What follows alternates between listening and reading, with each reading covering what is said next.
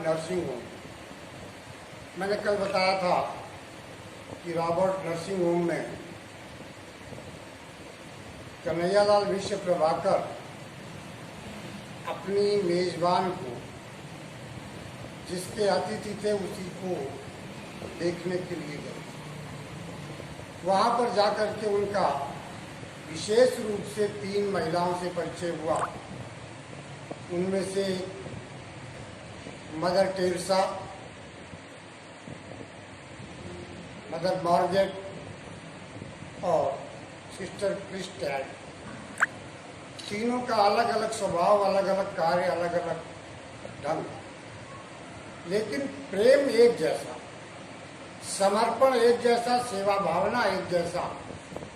ये जो दुर्लभ गुण होता है वो तीनों के अंदर।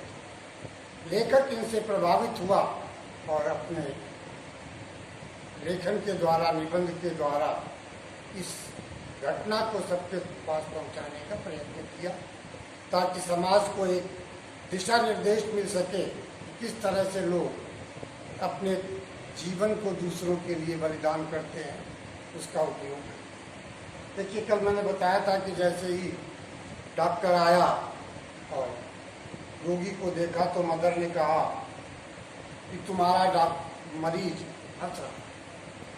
डॉक्टर डॉक्टर होता है, नर्स नर्स होती है, फिर भी उनके कार्यों के कारण मदर टेरेसा की सारे हॉस्पिटल में, पूरे अस्पताल में इज्जत होती थी। डॉक्टर ने भी उनके सामने केवल एक शब्द कहा, हाँ मदर, तुम हंसी बिखेरती हो। कहने का भाव ये है कि तुम्हारे पास जो हंसी का भंडार है, जिसके पास जाती हो, अपने सुंदर आचरण से मरीजों को प्रफुल्लित करती हो, उन्हें हंसाती हो, उनके दुख को बांटती हो, तुम्हारे हंसाने से उनका दुख कम हो जाता है। इस प्रकार से डॉक्टर ने एक ही वाक्य में अपने सारे अनुभव पूछ दिए। एक ही वाक्य में उसने ये बता दिया कि उस अस्पताल में मदर टेरेसा का कैंसर। उन्होंने रोगी को देखा। लेखक कहता है कि मैंने सोचा,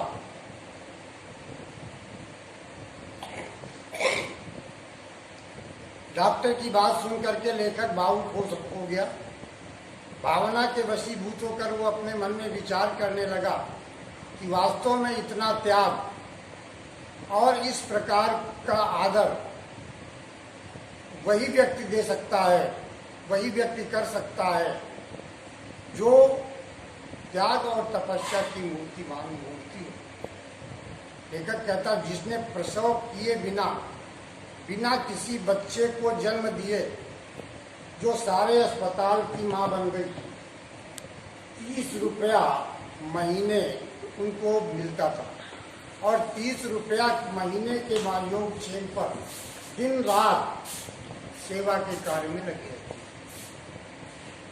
लेखक कहता, जो इस प्रकार का त्याग कर सकता हो, जो बिना प्रसव किए हुए ही माँ की पीड़ा को समझ सकता हो, जिसके मन में ममता का स्रोत उमड़ता हो, जो केवल 30 रुपये तनख्वाह लेकर के, 30 रुपये की मासिक वृत्ति लेकर के दिन रात सेवा के लिए समर्पित हो, उसी के अंदर इतनी क्षमता होती है कि वो रोते को हंसा दे। उसी के अंदर इतनी सामर्थ्य होती है कि वो किसी के भी मन को प्रफुल्लित कर दे, जो कि मदर टेरेसा में था। लेखक कहता है कि तीसरे पहर का समय था। थर्मामीटर हाथ में लिए मदर टेरेसा और उनके साथ एक नवयुवती, उसी विशिष्ट धवल वेश में, गौर और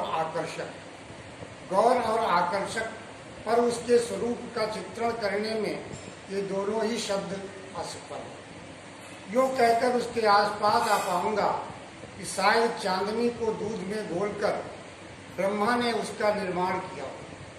रूप और स्वरूप का एक दैवी सांचा सिवा लड़की, उसका नाम क्रिस्टल और जन्मभूमि जर्मनी। फ्रांस की पुत्री मदर टेरेसा और जर्मन की दुहिता क्रिस्टल एक साथ, एक रूप, एक ध्येय एक रस। लेखक दूसरी घटना बताता है कि लगभग तीसरा पहर था, यानी सायंकाल से थोड़ा पहले का समय। मदर टेरेसा हाथ में थर्मामीटर लेकर के आई रोगी का बुखार नापने के लिए, और उनके साथ में एक लड़की और। नाम था सिस्टर क्रिस्ट हेल्ड। लेखक कहता है कि उस लड़की को देखकर मैं आश्चर्यचकित हो गया। इतनी सुंदरता, इतना आश्चर्यजनक रूप कम लोगों में देखने को मिलता है। लेखक कहता मैं यही कहूँगा कि जैसे ईश्वर ने, ब्रह्मा ने चांदनी को दूध में घोल करके उसका निर्माण किया हो, इस प्रकार से उसका गोरा रंग था, और उस गोरे रंग पर वही विशिष्ट परिवेश जो नर्सों का होता है, उन परिचारिकाओं का होता है, उसी वेश में वो महिला भी उसके साथ। उसके अद्भुत सौंदर्य और उसके कठिन कार्य दोनों का कोई समन्वय नहीं था। लेखक कहता है कि मैं अप्रद रह गया।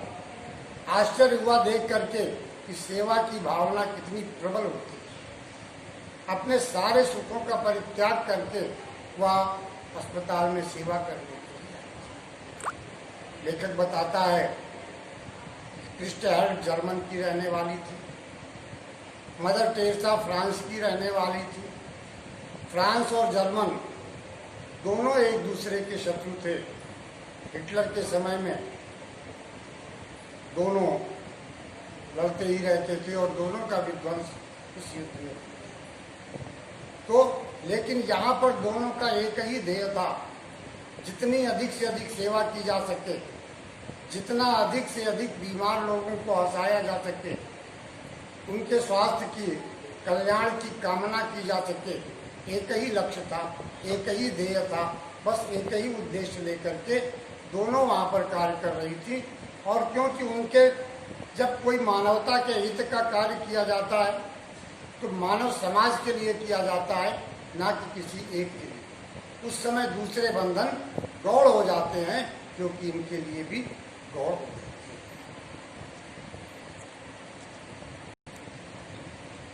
हैं। लेखक कहता है कि मैं उन दोनों से प्रभावित हुआ। मैंने मन ही मन उनको प्रशंसा के अपने शब्दों से उन्हें आदर दिया। मैंने अपने मन में सोचा कि तुम्हारा देश महान है। लेखक कहता है कि मैंने अपने मन में विचार किया और फिर उनसे कहा कि धन्य है आपका देश, जिसने आप जैसी बालिका को जन्म दिया। मैंने कहा कि वो युद्ध के देवता हिटलर को भी जन्म दे सकता है, और आप जैसी सेवा करने वाली, निस्वार्थ निष्काम सेवा करने वाली बालिका को जन्म दे सकता है। अपने स्वदेश का भाव नाम आते ही उसके मन में भी गर्व की भावना जाग पड़ी। कहते हैं जिसको न निज गौरव तथा निज देश का अभिमान है, वह नर नहीं नरपथ निरा है और मृतक समान है। तो उसके मन में भी गर्व की भावना आई और उसने बड़े जोर से अपने पैर को, दाहिना पैर पृथ्वी पर पटक करके कहा यस यस, हाँ। कहने का मतलब ये कि उसको इस बात का गर्व था कि वो हिटलर जैसे बहादुर लोग भी उसके देश में पैदा होते हैं और अब उसके जैसी सेवाशील बालिका भी पैदा होती है।